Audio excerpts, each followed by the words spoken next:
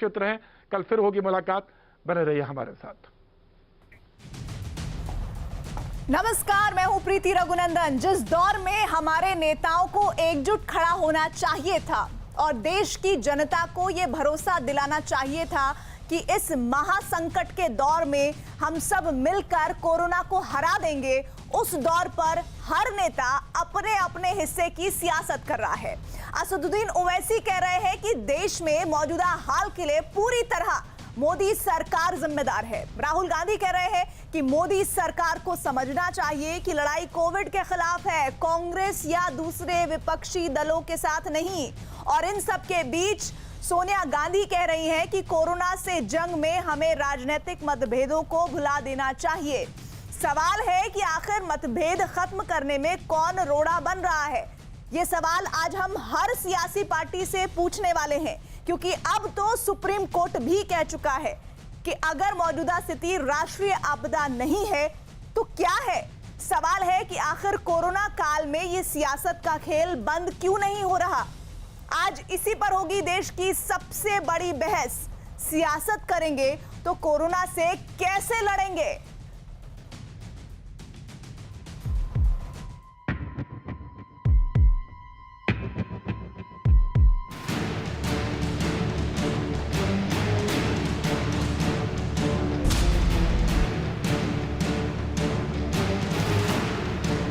अभी भी वक्त है इनको। आप भारत से बड़े नहीं हैं। आज वो गरीब मर रहा है, आवाम मर रही है।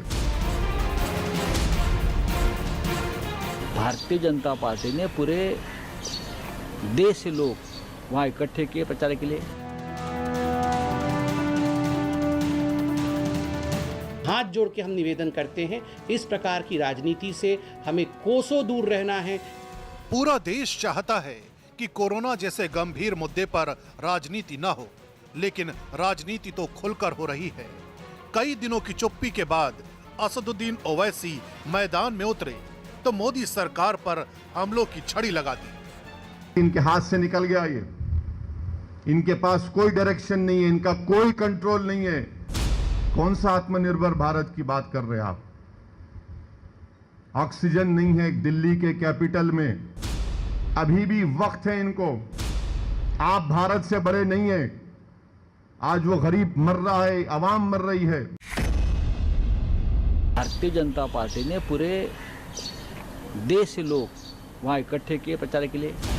सोशल डिस्टेंसिंग और मास्क ये पहनने के लिए अगर हम लोगों को बाध्य करते हैं, लेकिन अगर हम लोगों ने ही उसका पालन नहीं किया और लाखों लोगों को इकट्ठा किया। उधर सोनिया गांधी ने एक इंटरव्यू में कहा, हम सरकार की मदद के लिए तैयार हैं। कोरोना से जंग में हमें राजनीतिक मतभेदों को भुला देना चाहिए। सोनिया गांधी के इस बयान पर ट्वीट करते हुए राहुल गांधी ने कहा, मोदी सरकार को समझना चाहिए कि लड़ाई कोविड के खिलाफ है, कांग्रेस या दूसरे विरोधी दलों से नहीं। यानी सियासत न करने की बात तो कही जा रही है, लेकिन सियासत जमकर हो रही है। इस बीच कोरोना संकट पर सुप्रीम कोर्ट में भी सुनवाई हुई और सुनवाई के दौरान सुप्रीम कोर्ट ने कहा, अगर अभी की स्थिति राष्ट्रीय आपदा नहीं है तो क्या है? वैक्सीन के अलग अलग दामों पर केंद्र क्या कर रहा है? सुनवाई के दौरान ऑक्सीजन और वैक्सीन की सप्लाई पर भी चर्चा हुई। अब शुक्रवार को इस मामले में फिर से सुनवाई होगी, लेकिन बड़ा सवाल है कि क्या कोरोना के सुनामी में भी सियासी मौका तलाशा जा रहा है?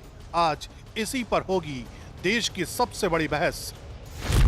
सियासत करेंगे तो कोरोना से कैसे लड़ेंगे? मैं चाहती हूं कि आज एक सार्थक बहस हो, एक ऐसी बहस हो जिसके जरिए हमें उम्मीद की किरण मिले और हमें ऐसा आस जगे कि आने वाले दिनों में सब कुछ बहुत अच्छे से ठीक हो जाएगा। राजनीतिक दल एक दूसरे पर दोषारोपण नहीं करेंगे। लेकिन उस डिबेट को शुरू करने से पहले मैं एकजुट होने की जरूरत का विश्लेषण यहां पर कर देना चाहती हूं, जिसे आप बखूबी समझेंगे तो आपको समझ आएगा कि इसकी जरूरत क्यों है।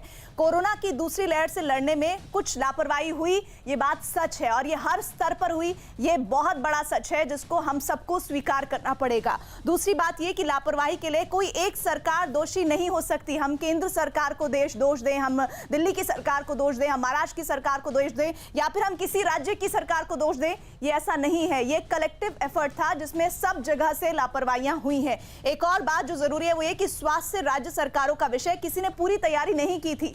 सच तो ये है कि हर राज्य में स्वास्थ्य व्यवस्था चरमरा गई, जिस पर काम होना चाहिए था वो काम नहीं हुआ। नतीजा ये कि त्राहिमाम मचा हुआ है। एक और महत्वपूर्ण बात वो ये कि वक्त एक दूसरे को दोष देने का नहीं, काम करने का है। जी हाँ, यही वो लाइन है जिस पर आज हमारी सार्थक बहस होने वाली है कि ये वक्त है एक दूसरे पर आरोप लगाने का नहीं, बल्कि एक दूसरे को समझने का और जो गलतियां हुई उनसे सीखने का।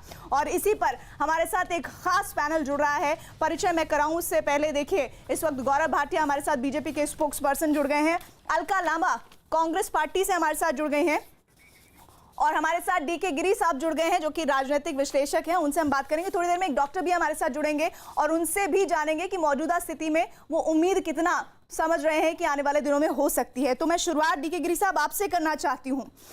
आज हाईकोर्ट का जो स्टेटमेंट है वो बहुत महत्वपूर्ण है और उसी बात से शुरुआत करना चाहती हूँ। ऑक्सीजन की कमी के मुद्दे पर दिल्ली हाईकोर्ट ने दिल्ली सरकार पर सख्त टिप्पणी की और कहा है कि हर तरफ से सिर्फ गड़बड़ियां हैं और आप उस गड़बड़ी को ठीक नहीं कर पाए। तो ये चूक हुई और इस चूक को दिल्ली सरकार को स्वीकार करना चाहिए।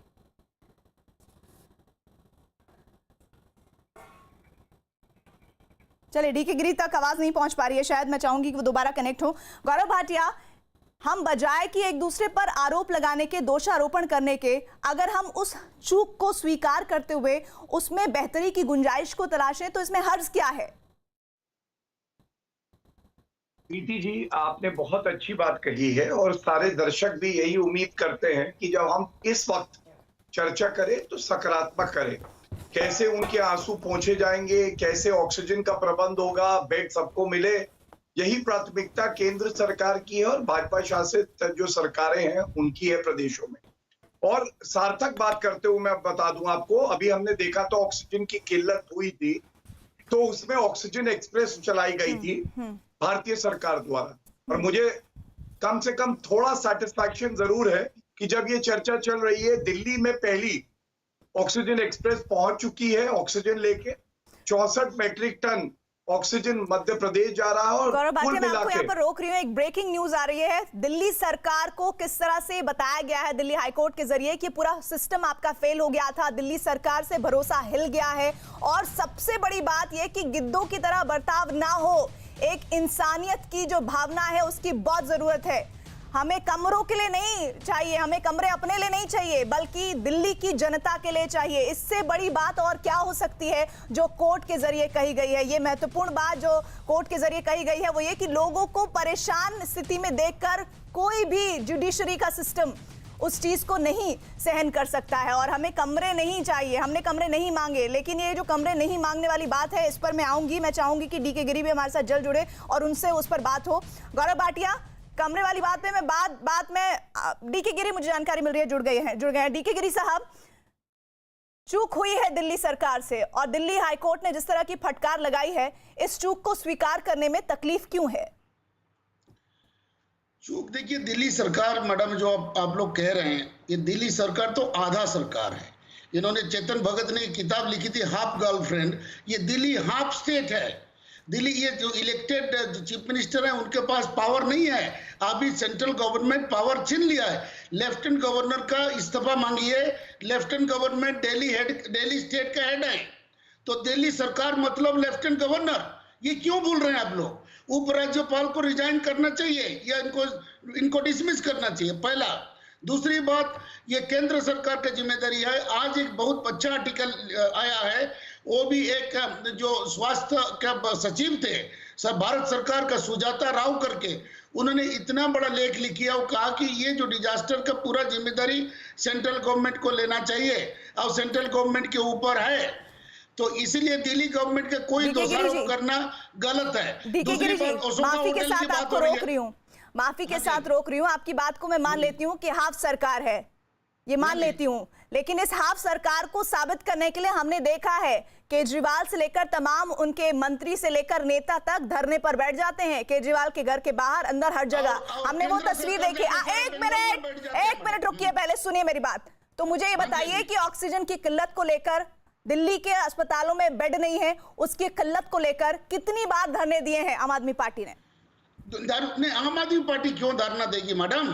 ये तो केंद्र सरकार को ये समझना चाहिए। केंद्र सरकार पूरा जाके बैठ गया बंगाल में एक चीफ मिनिस्टर को हराने के लिए। ये क्यों नहीं कहते हैं आप लोग? आप तो उल्टा गंगा बहा रहे हैं भाई, कमजोर को आप अटैक करते हैं, केंद्र सरकार के ऊपर आक्षेप क्यों नहीं लगाते हैं? जो सत्ता में है वो कब से कमजोर होने लगा? डीके गिरी जी, दिल्ली की सरकार है, बहुमत प्रचंड मिला आम आदमी पार्टी को, सरकार चला रहे हैं और आप कह रहे हैं कमजोर है। कमजोर जहां जहां कमजोर होते हैं, एक मिनट नहीं सुनिए, जहां जहां कमजोर होते हैं वहां धरने पर बैठते हैं कि नहीं बैठते हैं? ये बताने के लिए देखिए हमारे पास कुछ नहीं है, ये बताने के लिए बैठते हैं ना। गुजारिश किया, हाथ जोड़ के गुजारिश किया प्रधानमंत्री को, कहते प्रधानमंत्री जी हमें सपोर्ट करिए, दिल्ली का सबसे बुरा हाल है, मैं आपको हाथ जोड़ के प्रार्थना करता हूं। प्रधानमंत्री कहां करें, उनके पास समय कहां है? अभी तो बंगाल से आए। पहले तो मेरा डिमांड है कि लेफ्टिनेंट गवर्नर को डिसमिस करिए, इलेक्शन कमीशन के खिलाफ मुकदमा चलाइए। क्यों इनका जो इतने लोगों का मौत हुआ उसका जिम्मेदार है हाईकोर्ट, मद्रास हाईकोर्ट ने वो टिप्पणी किया है और जजमेंट भी दिया है, ठीक है ना। इलेक्शन कमीशन कलकत्ता हाईकोर्ट ने ठीक है। गौरव भाटिया, तो ये क्यों नहीं कहते? आपका क्लियर है स्टेटमेंट, मैं समझ गई। गौरव भाटिया, दिल्ली की एक कमजोर सरकार से आप क्या उम्मीद करते हैं? जितना हो पाया उन्होंने किया, आप बताइए आपने क्या किया?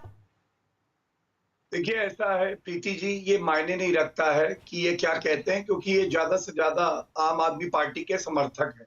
और जहां तक मेरी जानकारी है, आम आदमी पार्टी के प्रवक्ता, संविधान के हिसाब से बोल रहा हूँ, मैं संविधान के हिसाब से बोल रहा हूँ। मैं अपनी बात पूरी करना चाहता हूँ। मैं उनका समर्थक नहीं हूँ, मैं इंडिपेंडेंट पॉलिटिकल एनालिस्ट है। गौरव भाटिया क्यों गलत बोल रहे हैं? मैं उनका समर्थक नहीं हूँ। आप ये संविधान कहता है, ठीक है। गौरव भाटिया वो राजनीतिक विश्लेषक हैं, प्लीज ये हम शुरुआत में क्लेरिफाई कर चुके हैं, एक बार फिर से कर रहे हैं। आप उस हिसाब से अपनी बात को रखिए आगे। चलिए, मैं बिल्कुल उसी हिसाब से रखूंगा। चलिए, मैं मानता हूँ बड़े अच्छे विश्लेषक हैं, लेकिन मैं तो आपको कह सकता हूँ आप समाजवादी पार्टी का समर्थक थे, समाजवादी पार्टी का मुख्य बोलने दीजिए। आपको कैसा लगेगा?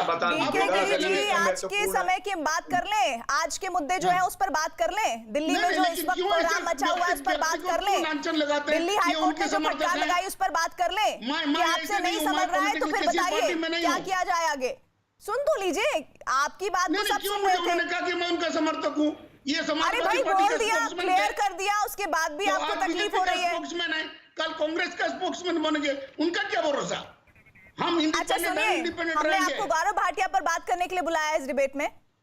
नहीं, उन्होंने मुझे अपने वाकिफ के उन्होंने ठीक तो कर लिया, आपने सुना नहीं क्या? नहीं, मैं सुना, ठीक है, आप एक कोई डिपेंड करेंगे। नहीं, कोई डिपेंड करने की बात नहीं, आपने अपनी बारी पर बोला, गौरव भाटिया अपनी बारी पर बोल रहे हैं। गौरव भाटिया, ठीक है, व्यक्तिगत लांछन न लगाएं। चलिए प्रीति जी, देखिए सबसे पहले ये कहना तो गलत नहीं होगा कि आम आदमी पार्टी के प्रवक्ता, जिनको आज जहां होना चाहिए वो नहीं है यहाँ पे, और अन्य कई चर्चाओं में भी नहीं आए। उसकी क्या वजह है मैं आपको बताऊं। ये मायने नहीं रखता कोई और क्या बोलता है, ये मायने जरूर रखता है कि दिल्ली हाईकोर्ट क्या बोलता है। दिल्ली हाईकोर्ट ने सख्त फटकार लगाते हुए अरविंद केजरीवाल जी को जो कहा है वो मैं दर्शकों से बांट दूं। पहली बात, उन्होंने कहा दिल्ली सरकार पर हमें विश्वास नहीं रहा है, क्या केंद्र सरकार को अब हम जिम्मेदारी दे दें कि वो सुरक्षित रखेंगे दिल्ली के नागरिकों को। दूसरी बात उन्होंने कही, ये टिप्पणियां आई हैं, जो ऑक्सीजन सप्लायर्स हैं प्रीति जी, वो ऑक्सीजन देना चाहते थे और इनके नोडल ऑफिसर दिल्ली सरकार के फोन नहीं उठा रहे थे और ना अस्पतालों तक पहुंचा रहे थे। और ये तब है जब केंद्र सरकार ने एलोकेशन किया, और इसीलिए मैंने शुरुआत सकारात्मक बात से करी थी कि किस तरह से ऑक्सीजन सप्लाई ऑक्सीजन एक्सप्रेस से और एयरफोर्स के जो विमान है खाली कंटेनर ले जा रहे हैं। दूसरी बात, कमजोर सरकार है। जब 400 करोड़ रुपए जनता का विज्ञापन देने के लिए करना होता तब तो कमजोर नहीं होती। अपनी वैगनआर बड़ी गाड़ी हो गई तब कमजोर नहीं थी। सरकारी बंगला ले लिया बच्चों की कसम खा के कि नहीं लूंगा तब कमजोर नहीं थी।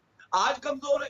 वाकई अरविंद केजरीवाल जी को इस्तीफा दे देना चाहिए। और केंद्र सरकार है और नागरिक मोदी जी की तरफ देख रहा है, हम सुनिश्चित करेंगे एक एक नागरिक की जान बचे।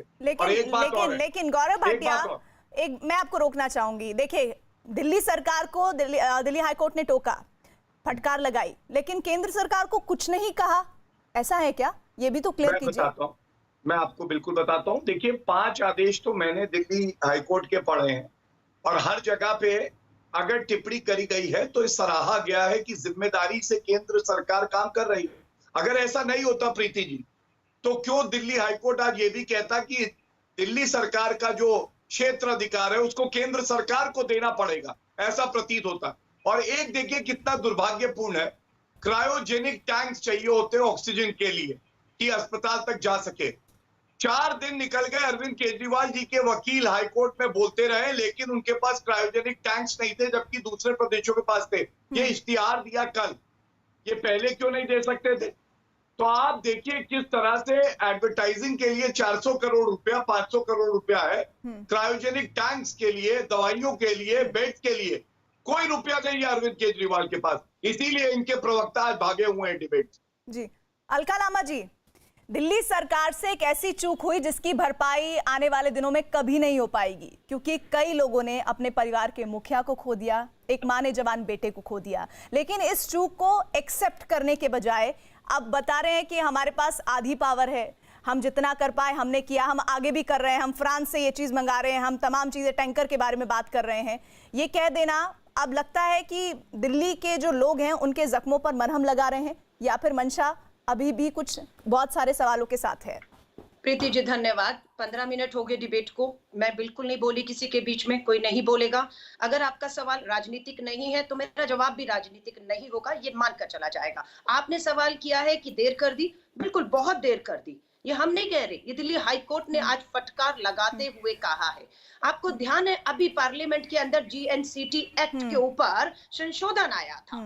दोनों LG की सब ताकतें क्या होंगी, अधिकार क्या होंगे, और मुख्यमंत्री चुने हुए के अधिकार क्या होंगे, घमासान मचा, धरना प्रदर्शन हुए, कोर्ट में जाने की बात हुई। जब हक और अधिकारों की बात आती है दोनों सामने आ जाते हैं, जब जिम्मेदारी और जवाबदेही की बात आ रही है दोनों भाग जाते हैं। किसने तय किया था? दिल्ली और केंद्र ने तो तय किया था कि हम 8 ऑक्सीजन प्लांट दिल्ली में लगाएंगे।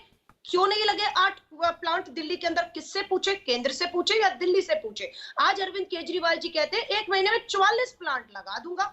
अब सही बात है, पहले का ऑक्सीजन नहीं है, ऑक्सीजन की व्यवस्था की तो कहते हैं हमारे पास ऑक्सीजन के लिए टैंकर नहीं है। जब टैंकर बाहर से मंगाने शुरू किए तो बोला ने वायु सेना के जहाज चाहिए उन्हें उन टैंकर को दिल्ली में लाने के लिए। आप समझ रहे हैं, मर दिल्ली रही है, फेल दिल्ली सरकार नहीं हो रही, फेल केंद्र सरकार नहीं हो रही, फेल लोग हो रहे हैं। अपोलो के अस्पताल में अभी भी मंजर देखा। जो जिक्र आप कर रहे हैं अलका, आप जो जिक्र कर रही हैं उसी से जुड़ी हुई आम लोगों से, आम आदमी पार्टी ने जो दावे किए थे, वादे किए थे, उससे जुड़ी हुई, आम आदमी से जुड़ी हुई एक और ब्रेकिंग न्यूज आ रही है, जरा वो भी सुन लेते हैं। दिल्ली उच्च न्यायालय के जो जजों को होटल में क्वारंटीन करने की व्यवस्था थी, उसी से जुड़ी हुई ब्रेकिंग, जिस पर दिल्ली सरकार ने सफाई दी है कि हमें इसकी जानकारी नहीं है। साथ ही वो ये भी बता रहे हैं कि मामले की हम जांच करेंगे, लेकिन इस बात को कैसे सामने लाया गया और कौन इसके पीछे था, ये भी एक महत्वपूर्ण है। विक्रांत हमारे साथ जुड़े हैं। विक्रांत, ये तो ओपन ऑर्डर है जिसमें कहा जा रहा है कि भाई जजों को होटल में क्वारंटीन करने के लिए 100 कमरों का कोविड केयर सेंटर बनाया जाएगा,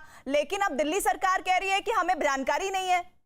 देखिए प्रीति, इसमें थोड़ा सा समझना होगा, जो दिल्ली सरकार का कहना है, उनका ये कहना है कि बिल्कुल ये SDM ने ऑर्डर जारी किया है, लेकिन दिल्ली के मुख्यमंत्री, उप मुख्यमंत्री और स्वास्थ्य मंत्री, इन तीनों को इस मामले की कोई जानकारी नहीं थी। इस मामले से जुड़ी हुई कोई भी कॉपी उन तक नहीं भेजी गई है। उनको जैसे इस मामले की जानकारी थी, उसी समय उप मुख्यमंत्री मनीष सिसोदिया ने इस पूरे मामले की फाइल मंगवाई है और इस बात की जांच करने की बात कही है कि आखिर ये आदेश कैसे पारित हुआ। दूसरी बात, अगर दिल्ली सरकार के सूत्रों का जो कहना है, उन्हें कल कोर्ट को भी बताना है, कोर्ट में एफिडेविट भी देना है, तो ये पूरी तरीके से साफ हो जाएगा कि आखिर ये आदेश कैसे पारित हुआ, क्या SDM ने खुद पारित किया या फिर कैसे ये पारित हुआ। लेकिन दिल्ली सरकार के सूत्रों का ये कहना है कि दिल्ली के स्वास्थ्य मंत्री, उप मुख्यमंत्री और मुख्यमंत्री अरविंद केजरीवाल के पास इससे जुड़ी हुई फाइल और जानकारी नहीं गई थी। गौरव भाटिया देखिए क्लियर कर दिया, उन्होंने कहा भाई जजों को जो हम कोविड केयर सेंटर देने वाले थे हमें जानकारी नहीं है। अब ये DM के जरिए पास हुआ है ऑर्डर, किसके जरिए, हम कल अब पेश करेंगे मामला कोर्ट में कि क्या हमारी सफाई, कौन कहाँ चूक हुई है, जस्टिफाई है। प्रीति जी, आप ही बताइए कि एक व्यक्ति अगर घूस दे रहा हो और उसके बाद पकड़ा जाए और कह रहा हो कि नहीं मैंने तो इस व्यक्ति को भेजा नहीं था घूस देने के लिए, तो क्या होगा? वही हाल है। जब कमजोर है इनका परफॉर्मेंस तो ये चाह रहे थे प्रलोभन दे, और उसका संज्ञान लेते हुए जुडिशरी ने जब फटकार लगाई तो एक छोटे अधिकारी पे सारा ठीकरा फोड़ रहे हैं। क्या मुख्यमंत्री के बिना जाने, डिप्टी सीएम के बिना जाने इतना बड़ा आदेश हो सकता है जिसमें ये लिखा हो प्रीति जी कि हमने उच्च न्यायालय से बात करी है और उच्च न्यायालय ने ये कहा? और ये क्या दर्शाता है प्रीति जी? ये दर्शाता है वीवीआईपी कल्चर। जो वीवीआईपी कल्चर शुरुआत करी कांग्रेस ने, आया आम आदमी पार्टी तक, और ये इनकी विफलता ही है। और मुझे पूरा यकीन है हमारे देश की जो न्यायपालिका है वो ऐसे गौरव भाटिया, ये जो आप जरूर बात कर रहे हैं इस पर मैं अलका से भी बात करना चाहती हूँ। अलका, मैं तो वीवीआईपी हूँ, मेरा तो एंटाइटलमेंट है। ये जो फीलिंग है जो आम आदमी पार्टी कहती है कि हम इस बात को कभी भी नहीं चाहते कि हो, लेकिन ये जो पूरा ऑर्डर है ये तो उसी को बता रहा है, और अब वो कह रहे हैं कि हमें जानकारी नहीं है। आप तो आम आदमी पार्टी में भी रही हैं, क्या आपको लगता है कि ऐसा हो सकता है कि सरकार की जानकारी में ना हो और इतना बड़ा ऑर्डर पास हो जाए?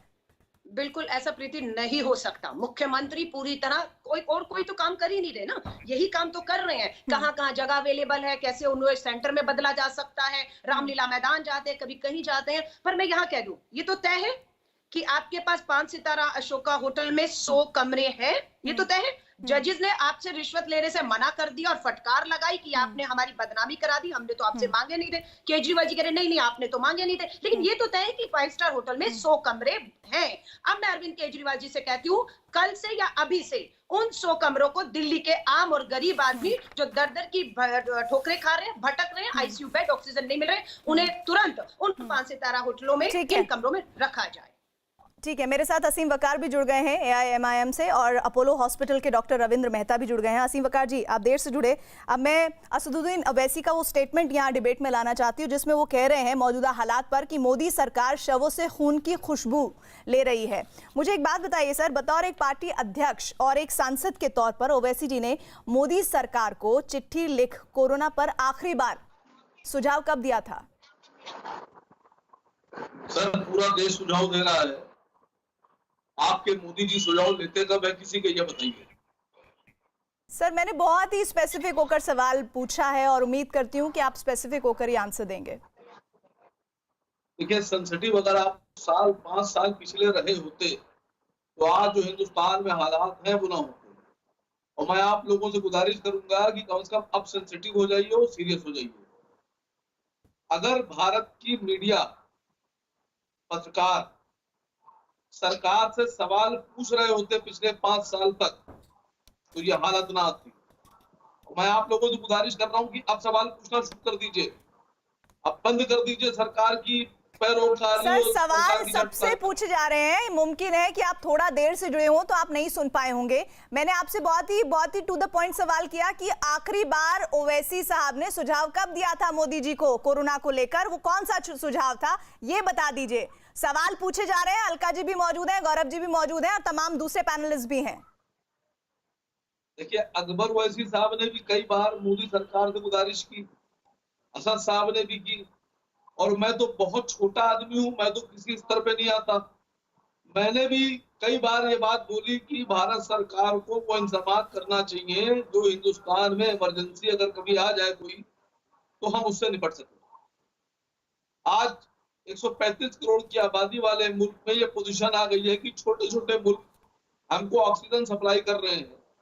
आपने पीएम केयर फंड बनाया पिछले साल, वो पीएम केयर फंड पड़ा रह गया आपका। आज जब इमरजेंसी आ गई, सर पर आफत पड़ गई आकर, तो आप कह रहे हैं कि उससे हम प्लांट लगाएंगे ऑक्सीजन के। हिंदुस्तान में आप एक मूर्ति बना सकते हैं, मंदिर का बजट हो सकता है, बुश का आपके प्राइम मिनिस्टर जो राष्ट्रपति जो आपके आते हैं अमेरिका के, उनका बजट हो सकता है। हमारे देश के प्रधानमंत्री दौरे पे जाते हैं, उनका बजट हो सकता है। हमारे देश में स्वास्थ्य का बजट हो सकता है, लेकिन इमरजेंसी का, ऑक्सीजन का बजट नहीं हो सकता, दवाओं का बजट नहीं हो सकता। खाली वो लोग नहीं मर रहे हैं जो बीजेपी के खिलाफ हैं, अब वो लोग भी मर रहे हैं जो बीजेपी के साथ हैं। कम से कम उनके लिए खड़े हो जाइए आप लोग। असीम वकार जी, इस बात का जवाब मैं गौरव भाटिया से जरूर लूंगी, लेकिन सच तो यह है कि 12-13 दिन पहले खुद असदुद्दीन ओवैसी भी जनसभाएं कर रहे थे आसनसोल में। लेकिन सबसे पहले उन्होंने ही अपनी जनसभाएं रद्द की। 12-13 दिन पहले, अगर किसी ने 12-13 दिन पहले सबसे पहले होता है। 12-13 दिन पहले सर, सबसे पहले होता है। पहले नहीं, नो, सबसे पहले आसनसोल की जो सभा होती है उसके बाद उन्होंने कोई सभा नहीं की और उन्होंने कहा अपनी सभाएं रद्द कर रहे हैं। सर, हम बीते 2 हफ्तों से इस यहाँ देख रहे हैं और 12-13 दिन पहले अगर उन्होंने ऐसा किया है तो कोई उन्होंने सबसे बड़ा योगदान तो किया नहीं। गौरव भाटिया, अब असीम वकार के सवालों का जवाब भी दे दीजिए कि आप क्या खास तौर पर इस मौजूदा स्थिति में, सर रुक जाइए, आपको लगता होगा हम बैठे हैं लेकिन हम मौका दोनों को बराबर दे रहे हैं। जवाब दीजिए असीम वकार के सवालों का। देखिए, शवों से खुशबू लेके किसी ने अगर अपनी राजनीति चमकाई है तो वो तो असदुद्दीन ओवैसी है।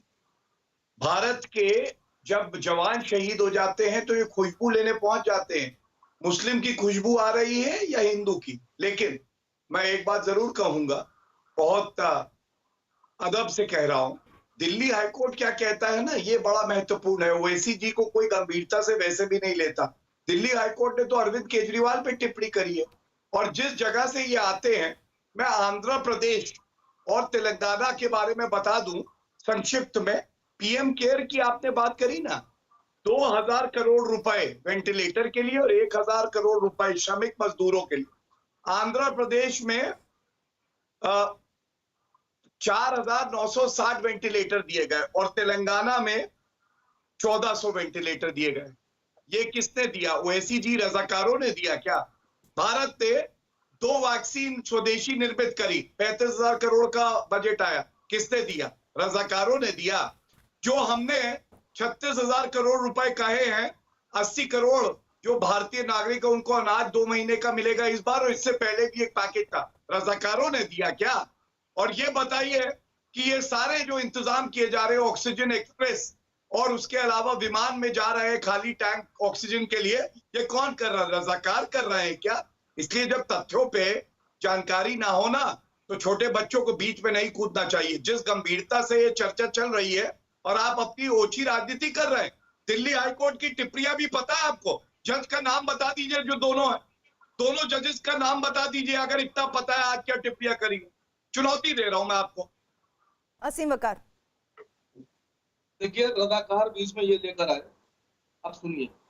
दर्द मोदी के बनारस में एक दर्द आपको क्यों हुआ? एक माँ अपने बेटे को ई रिक्शा पर उसकी लाश को लेकर गई, तो ये पाकिस्तान से सवाल पूछे जाए? नहीं तो इमरान खान से आप ये बताइए जो 14 करोड़ जमात से पूछे जाए, भारतीयों को वैक्सीन लगा है वो कहाँ के लगा है? रजाकारों के लगा है। जवाहरलाल नेहरू जिम्मेदार है, इंदिरा गांधी जिम्मेदार है, कौन इधर के एक वाक्या उठा के जो बड़े काम हुए उस पर बात नहीं करेंगे। सबसे ज्यादा मौतें महाराष्ट्र में हो रही है। महाराष्ट्र में तो आप समर्थन कर रहे हैं सरकार का, क्यों कर रहे हैं? कीजिए, भारतीय नहीं, 900 मौत एक दिन में हुई है वहां पे, दुर्भाग्यपूर्ण। ठीक है, 65,000 नागरिकों की जान चली गई, वसूली महाराष्ट्र की सरकार जिसका आप समर्थन करते। हिम्मत है तो ओवैसी जी से कहिएगा, एक बार तो बोले उसके खिलाफ। सुनिए सर, हाँ सुनिए सर, नहीं मेरे प्रश्न का उत्तर दीजिए। जजेस के नाम पता है आपको दोनों? क्या कहा उन्होंने अरविंद केजरीवाल के बारे में? कानपुर में मनोज मिश्रा नाम के कानपुर में ऑक्सीजन पहुंचा है, कानपुर में बेड बढ़ाए जा रहे हैं। पर तड़प रहे हैं। उत्तर प्रदेश पहला प्रदेश है जहां 48 घंटे में ऑक्सीजन मॉनिटरिंग के लिए सिस्टम लगाया है। ये पता है आपको? नहीं पता है? उनके पास नहीं है। ये लीजिए, तो क्या रजाकार जिम्मेदार है? एक शहर की एक खबर उठा लेंगे, पूरे भारत का अध्ययन कर रहे हैं। गौरव भाटिया, असीम वकार को बोलने तो दीजिए, आपकी जो बात है उसके उत्तर को तो सुनिए जी। लखनऊ में जजेस के पहले नाम बता दे, क्या उन्होंने टिप्पणी करी है? गलत तरीका है ना, आप उनको बोलने तो दीजिए। असीम वकार जी, हम भ्रमित ना हो, जो बात आपने रखी उस पर गौरव भाटिया ने जवाब दिया। अब आप कुछ कहना चाह रहे थे, उस पॉइंट पर आइए बजाय कि कानपुर और देहात जाने के।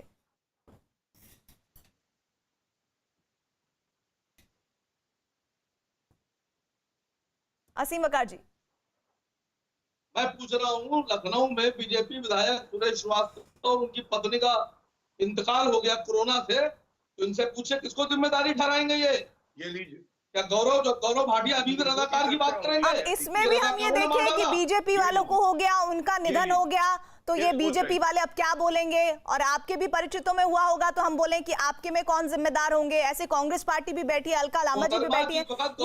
ये देखिए, एक सच तो ये है असीम वकार जी, आज की स्थितियों में सच तो ये है कि हर व्यक्ति हर स्तर पर परेशान है। वो किसी पॉलिटिकल पार्टी से नहीं जुड़ा हुआ है, वो इस वक्त महामारी से त्रस्त है, और उसके लिए जितना जिम्मेदार केंद्र सरकार को आप ठहरा रहे हैं, उतनी ही जिम्मेदार राज्य सरकारें भी हैं। असीम वकार जी, आप इधर उधर की बात मत करिए।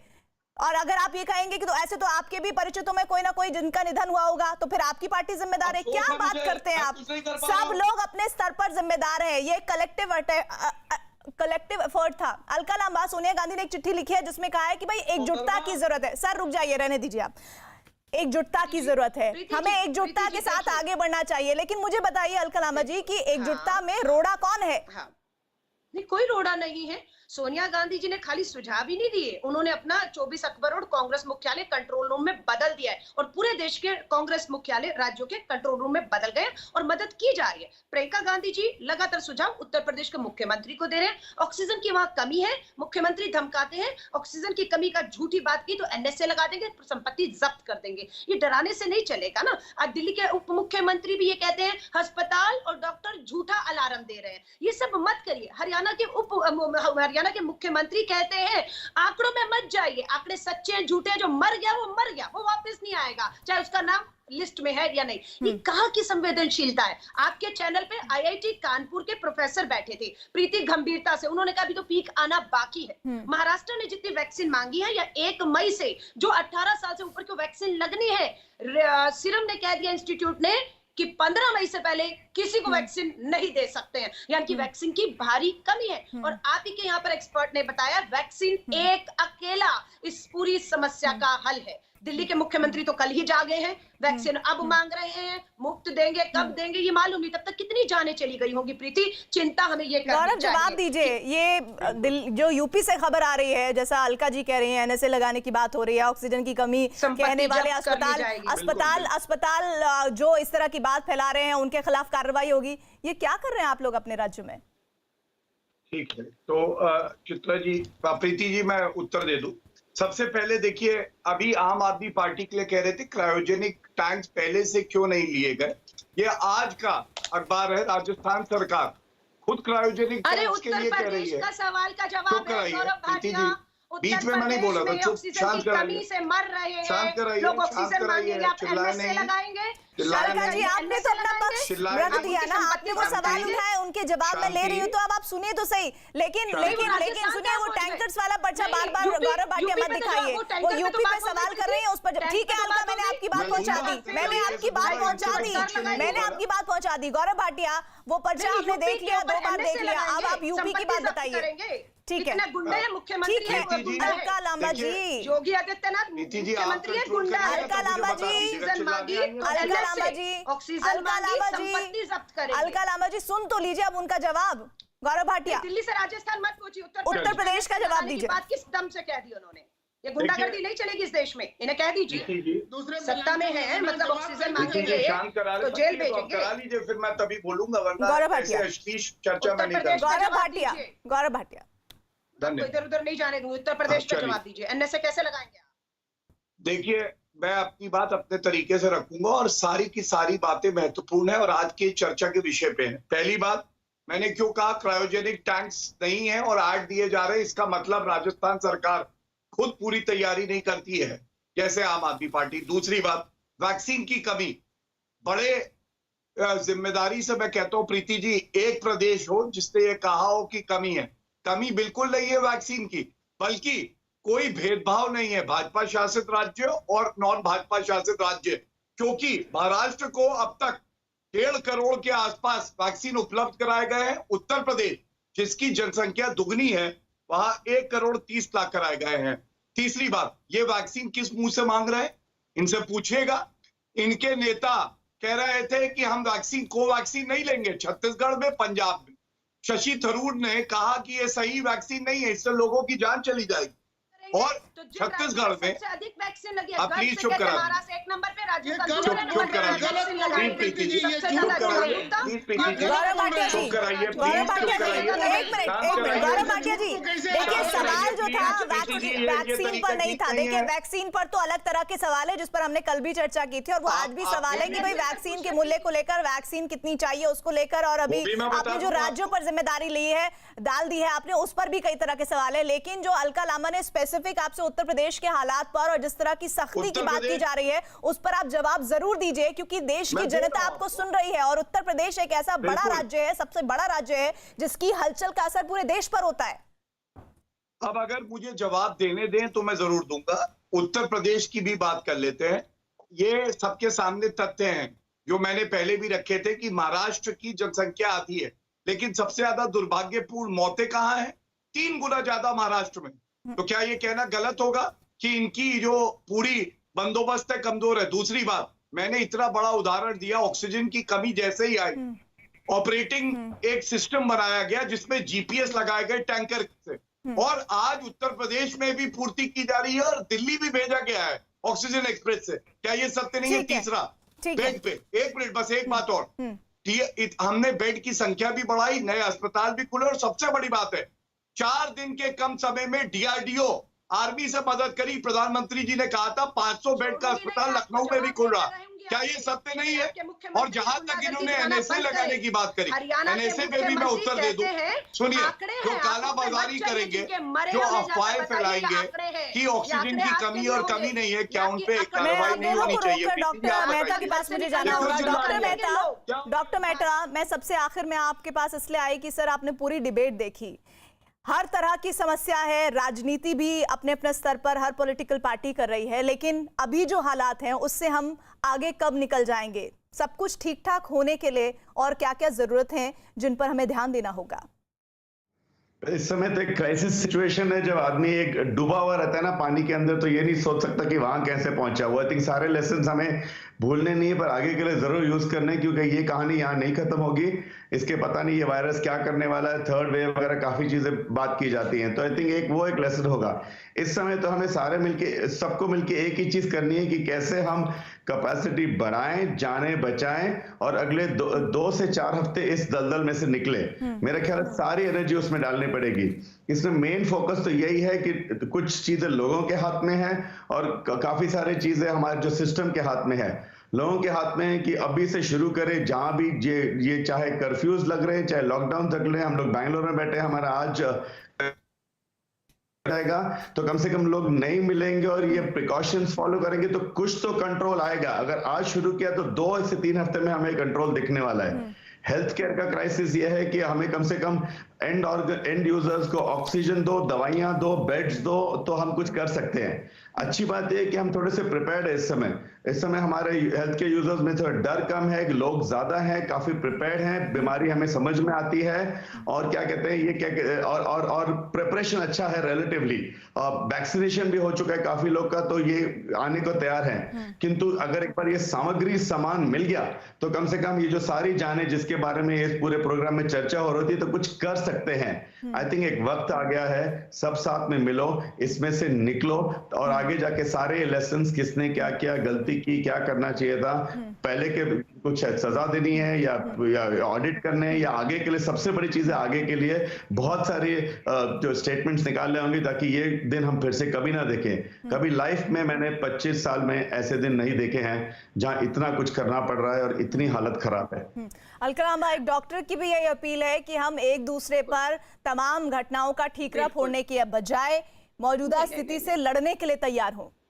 नहीं प्रीति, देखिए विपक्ष अब नहीं बोलेगा तो कब बोलेगा, समझ, और विपक्ष नहीं बोलेगा तो कौन बोलेगा। और सोनिया गांधी जी निवेदन कर चुकी है प्रधानमंत्री जी से, सर्वदलीय बैठक बुला लीजिए। क्यों बच रहे नहीं मालूम है, बुला लीजिए। सोनिया गांधी जी जाएंगी, राहुल गांधी जी जाएंगे, बिल्कुल जो भी उम्मीद करेंगे देश के प्रधानमंत्री से बात करिए, भाजपा के नेता से नहीं, देश के प्रधानमंत्री जो कहेंगे कि उन्हें ये मदद चाहिए, कांग्रेस खड़ी रहेगी, मैं बता रही हूँ। पर वो सर्वदलीय बैठक प्रधानमंत्री जी को बुलानी है, जो नहीं बुला रहे। सोनिया गांधी जी नहीं बुला सकती है कांग्रेस मुख्यालय में सर्वदलीय बैठक। इनिशिएटिव, ये पहल देश के प्रधानमंत्री को कर लेनी चाहिए राजनीति से ऊपर उठकर, लेकिन वो नहीं कर रहे हैं। इसलिए कांग्रेस ऐसा भी नहीं है कि उस मीटिंग के इंतजार में कुछ कर नहीं रही, हाथ पे हाथ धरकर बैठ रही है। प्रियंका गांधी जी ने छत्तीसगढ़ की सरकार को कहकर लखनऊ में ऑक्सीजन पहुंचाई, दिल्ली के गंगाराम में हॉस्पिटल पर में ऑक्सीजन पहुंचाई, जहां से हमारी जो मदद हो पा रही है। भारतीय युवा कांग्रेस श्रीनिवासन बाई, राहुल गांधी जी के नेतृत्व में सब 24 घंटे हम लगे हैं। हम सुबह उठते 8 बजे और रात को 12-2 बजे तक व्हाट्सएप के ऊपर किसको कहा क्या मदद चाहिए अपने कंट्रोल रूम में पहुंचाते और मदद पहुंचा रहे हैं। असीम वकार कुछ कहना चाह रहे हैं और उन दोनों के रिमार्क्स पर फिर मैं गौरव भाटिया आपके पास आऊंगी, क्योंकि अल्टीमेटली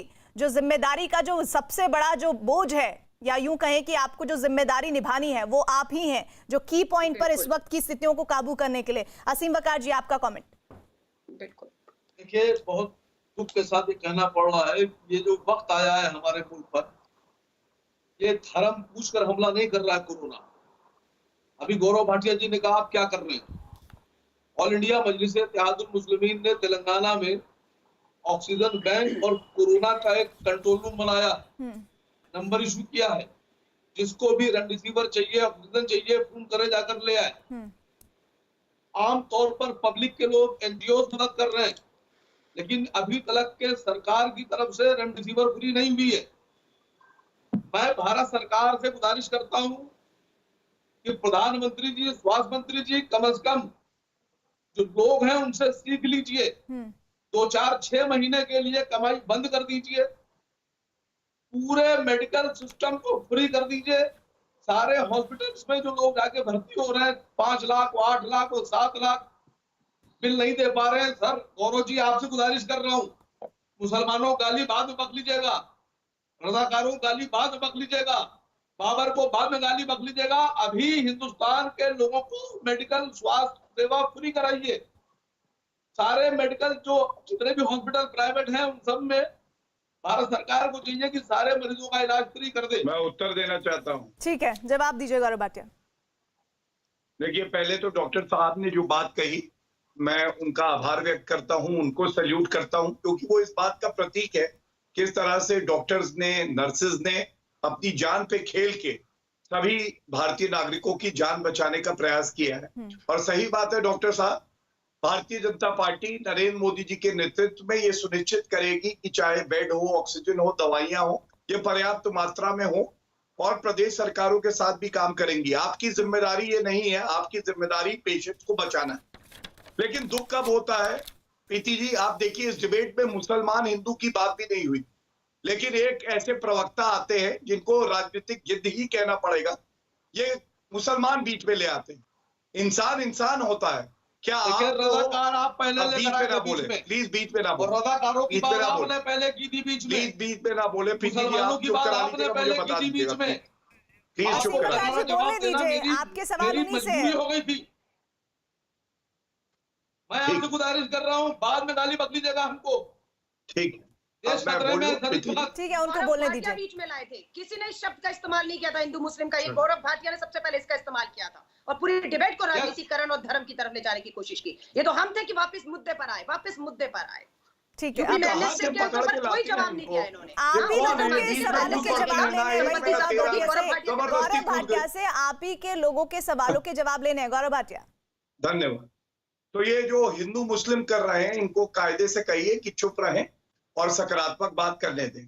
तीसरी बात, आपने सही कहा प्रीति जी, हमारी जिम्मेदारी है, दिल्ली हो, महाराष्ट्र हो, छत्तीसगढ़ हो, जहां की प्रदेश सरकारें भी विफल हो गई हैं, वहां भी वहां का नागरिक मोदी जी की तरफ देखता है, और हम हर प्रयास करेंगे संभव जो होगा कि हम लोग नागरिकों की जान बचाएं। सर्वदलीय बैठक की बात करी प्रीति जी, आप ये बताइए, जब मुख्यमंत्रियों के साथ प्रधानमंत्री जी बैठक करते हैं तो उसमें क्या कांग्रेस के मुख्यमंत्रियों को नहीं बुलाया जाता?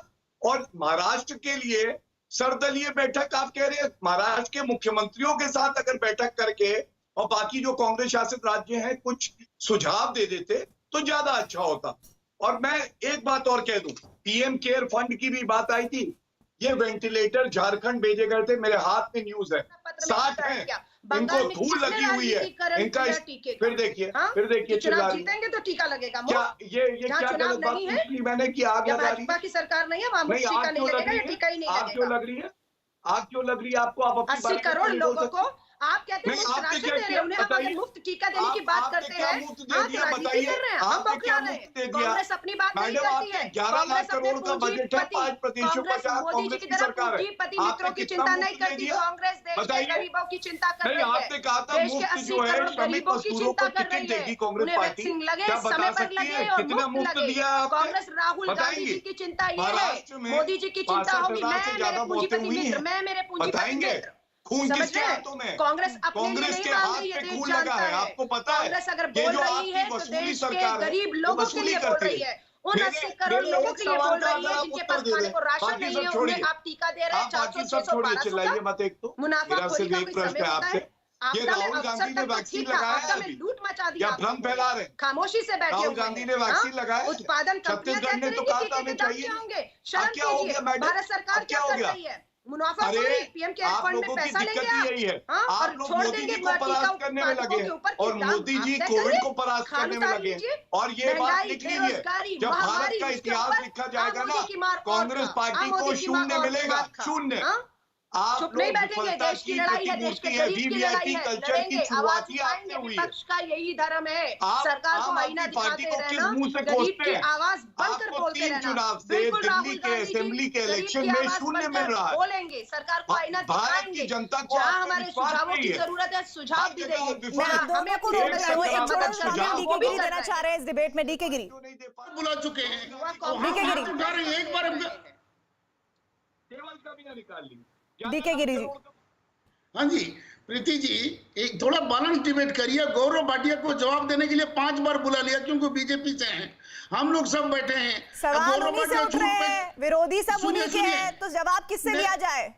नहीं जवाब तो देते ही नहीं है वो, दूसरे को जवाब कोई देते नहीं। बात रखिए, शुरू से लेकर अंत तक आपकी सुई गौरव भाटिया पर ही अटकी रहती है। एक मिनट, एक झूठ उनका मैं सुनाता हूं आपको। उन्होंने कहा वैक्सीन की कमी नहीं है, वैक्सीन की कमी नहीं है। ये कितना बड़ा झूठ है। ये गौरव भाटिया से दोबारा पूछिए, कुछ भी बोले थे आके, क्योंकि बीजेपी के स्पोक्समैन, आप सुन लीजिएगा। मैं आखिरी जवाब मैं डॉक्टर मेहता से लेना चाहती हूँ। डीके गिरी साहब, मैं आखिरी जवाब, मैं पॉजिटिव नोट के साथ इस डिबेट को खत्म करना चाहती हूँ। मेहता साहब, इस पूरी डिबेट को सुनने के बाद और अपने आंखों से वो मंजर देखने के बाद, जो आपने पूरे करियर में, हमने अपनी पूरी जिंदगी में कभी सोचा भी नहीं था, वो हम देख रहे हैं। ऐसे में अब आगे क्या आपको नजर आ रहा है? देखो, हम लोग हमारी नजर थोड़ी अलग से है, बिकॉज हमें एक ही चीज पे कंसंट्रेट करना है। एक जैसे अर्जुन एक टारगेट पे देखते हैं, तोते की आंखें देखते हैं, वैसे हमें सिर्फ जाने बचानी है इस समय। 2 ही चीजें हैं, हेल्थ केयर को बरकरार रखो, जाने बचाओ, प्रिवेंशन करो, और ये सारे लेसन्स लेके आगे ध्यान रखो कि ये ना हो। इस समय हमारे पास सारा एनर्जी इसी तरफ लगा हुआ है। इस समय हमारे इमरजेंसी रूम में 20 पेशेंट आ रहे हैं, हम लोग टर्न बाय टर्न जा रहे हैं उधर, और हमें यही कॉन्सेंट्रेट करना है कि पूरा एम्फोसिस, पूरा हमारा जोश इसी पे रखे इस समय। 1, 2, 3 हफ्ते बाद जब ये सब शांत हो जाएगी तो ये सारे जो है ऑडिट्स, लेसन्स वगैरह किए जाएंगे, किंतु अभी तो ये पूरी कोशिश देखने के बाद जो आपने पूरे करियर में, हम मेहता साहब आपकी इस बात के लिए बहुत बहुत शुक्रिया, जो आपने एक बहुत बड़ा संदेश दिया कि हमें हेल्थ सेक्टर को इस वक्त मजबूत करना है, ज्यादा से ज्यादा जिंदगियों को बचाना है, और साथ ही आपने कहा कि हमें प्रिकॉशंस लेनी है। प्रिकॉशंस में सबसे पहले आपको मास्क, जिसके लिए कहा जा रहा है कि अब आप डबल मास्क लगाइए, और दूसरा वैक्सीन जरूर लगवाइए। और इसी नोट के साथ आप सभी पैनलिस्ट का हमारे साथ जुड़ने के लिए शुक्रिया। एक ब्रेक ले रहे हैं, लगातार बने रहिए न्यूज़ 18 इंडिया के साथ।